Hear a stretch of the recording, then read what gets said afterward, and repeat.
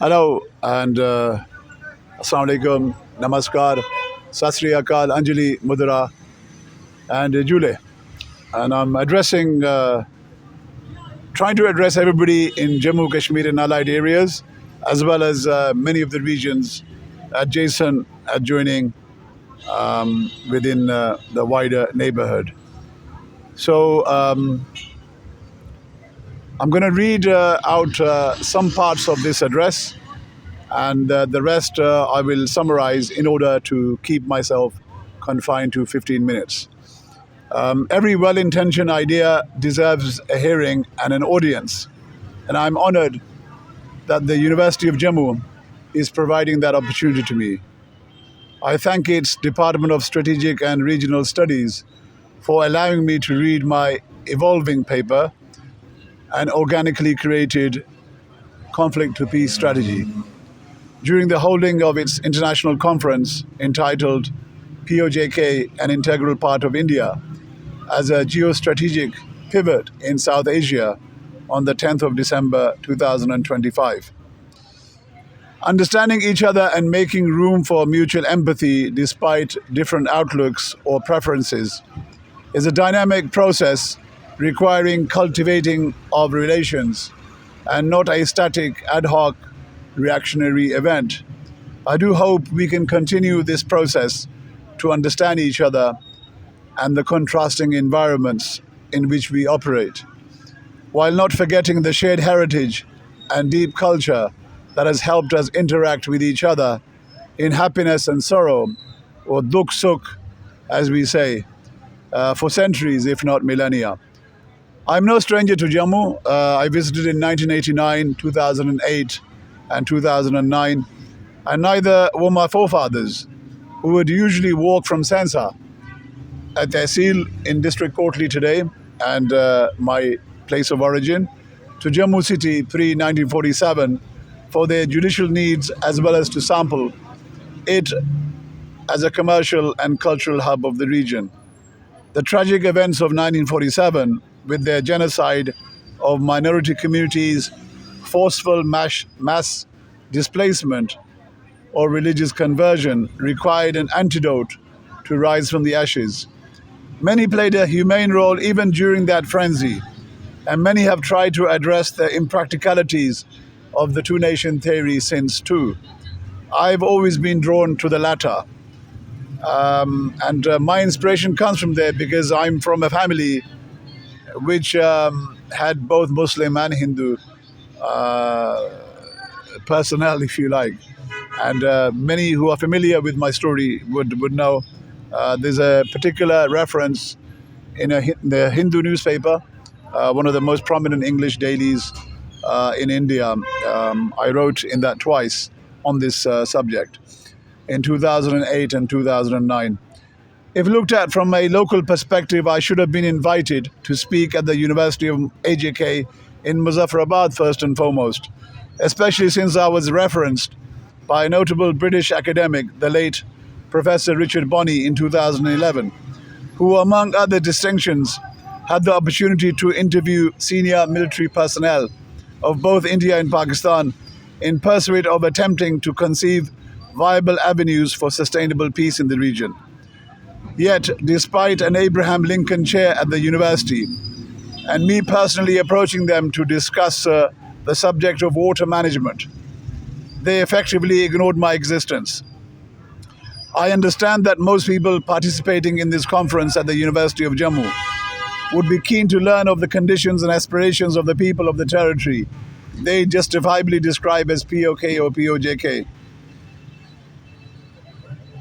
In terms of rights movement AJK, hashtag rights movement AJK, our people have made important advances in the art and craft of peaceful protest, with demands pinpointed to address the day-to-day needs of the majority of people. It is a work in progress, and setbacks, including the killing of at least 15 of our co-citizens and many injured, have galvanized our people further, and we are conducting an incremental approach to realizing what we describe as Hakke-Hukumrani, the right to rule, and Hakke-Malkiyat, the right of ownership over resources in the territory. Our people haven't quite overcome the two-nation theory, given its strategic use, but they have moved in that direction, especially since the onset of the social media age and with our people migrating to all corners of the world. However, each time a conflict erupts between India and Pakistan, a lot of the previously inculcated sentiments resurface, albeit temporarily. Our people overall consider that our transition from Shaksi Raj, autocratic rule, to Awami Raj, people's rule, was complete, misguided, or aborted in 1947, and we are trying to address that transition more than anything else. In terms of the erstwhile princely state, more than anything else, they aspire towards reunification at all costs, and that is their most vociferous demand to each other as well as to India, Pakistan, and all other interested parties. So let's get to the nitty gritty of why I think what I do think and why I write as I do write and have been doing over the course of the past 2 decades. So first and foremost, the largest fact is that this region is most precious and most heavily contested. Okay, emotions, religious sentiment, glorious histories, and magnificent delusions, to borrow a phrase from Hussein Haqqani, have of course been used in this process, and in more or less terms, they've been used at different intervals on both sides. I would say that more than this, we need to look at the geographic and ecological reasons for whatever the people of this region transpire towards. If you look at water, and during my research, I learned that throughout the world to date, there has been more research on red wine than there has been on water management.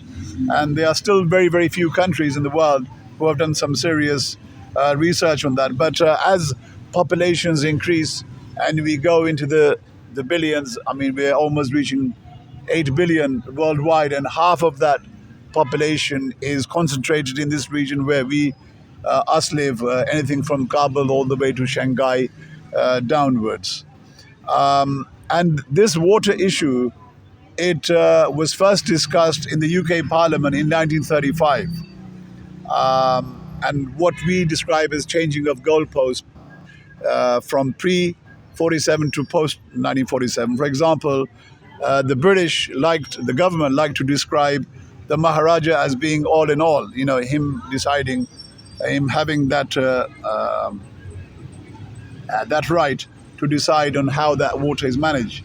And of course, post-1947, the Brits in that very parliament have talked about India and Pakistan needing to make agreements and et cetera, et cetera.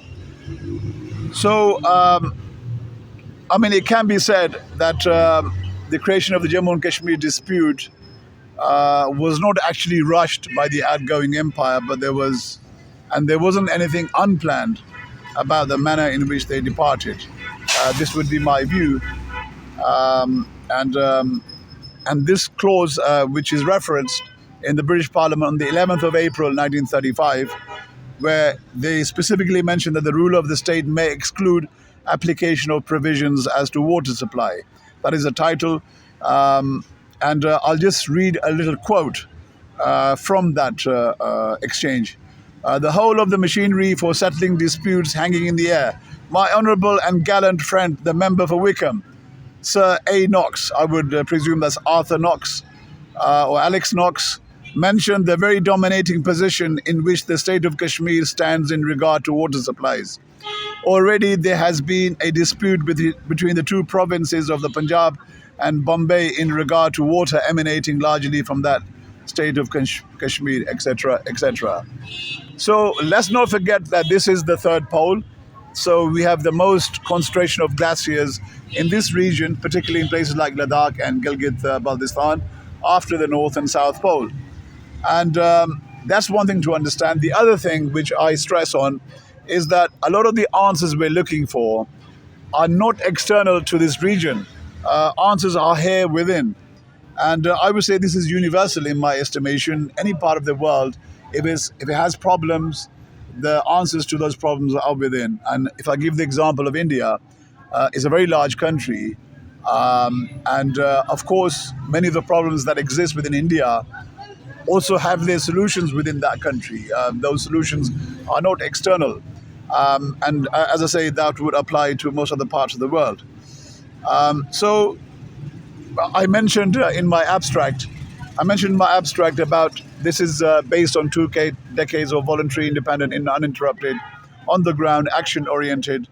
That's quite a mouthful. Public policy research, which has taken me to all parts of the state, bar Ladakh. And of course, my background has been in international and British parliamentary journalism. And because a lot of my work has been involved in assessing, analyzing, and also quantifying public opinion throughout the whole state. Of course, admittedly, most of my work has been in AJK, but the fact that I'm unaffiliated to any form of lobby, and I've also used the abundant nature of this territory to help me navigate all the hurdles, the numerous hurdles that were put in my way. But of course, I'm here in front of you, and I won't take the time to go into the details of what I've been through, but it's all heavily documented.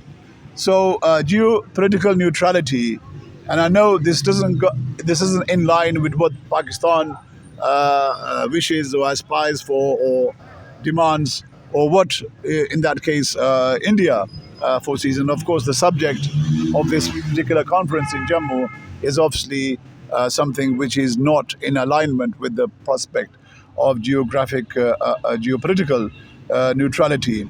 So obviously, we live in a multipolar world with complex and shifting alliances. And we need to close the door to conflict more than anything else. I'm looking at a 1,000-year peace strategy, and this is in direct.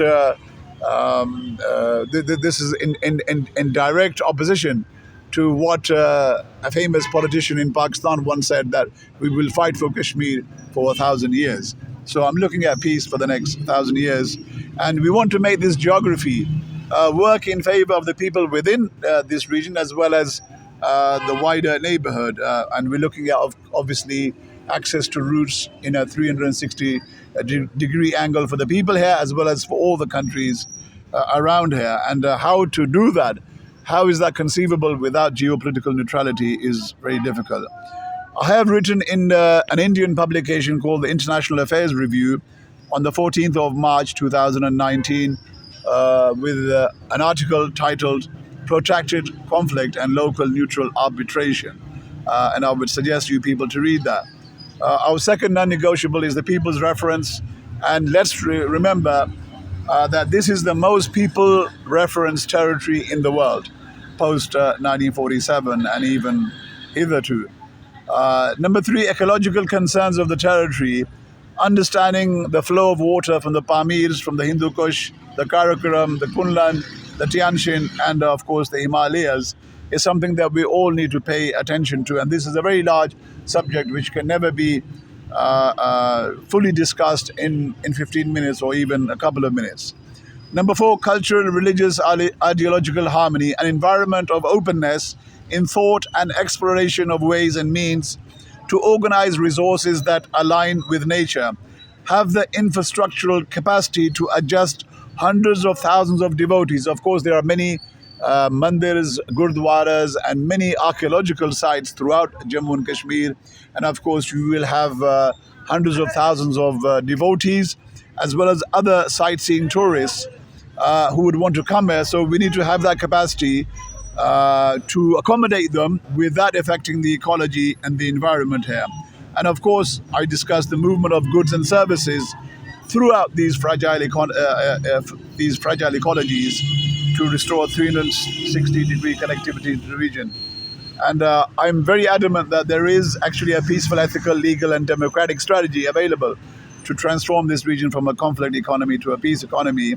Yes, it requires a huge dose of political will and negotiating away from British colonial design frameworks. Of course, the mapping of this region is, of course, British design, as well as a lot of the legacy of what is the administration in this region, what is the parliamentary structure, and of course, the formation of the armies, etc., etc.